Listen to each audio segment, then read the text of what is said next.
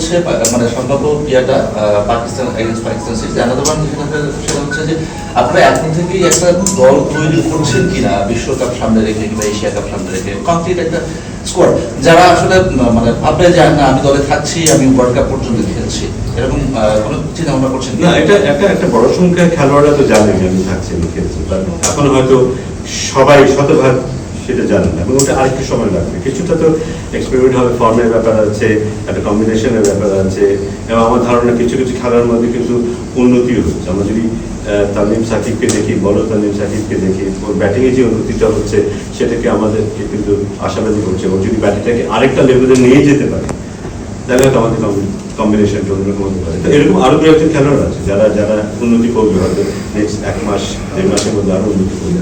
সেক্ষেত্রে আমাদের চিন্তা ভাবনাগুলি হয়তো ইতিবাচকভাবে চেঞ্জ হবে। সো ওইগুলি একটা ওপেননেস থাকবে, কিন্তু অ্যাট দ্য সেম টাইম একটা কোর গ্রুপ থাকতেই হবে যাদেরকে নিয়ে আমরা বিশ্বকাপ খেলার জন্য এগিয়ে নিয়ে যাবো।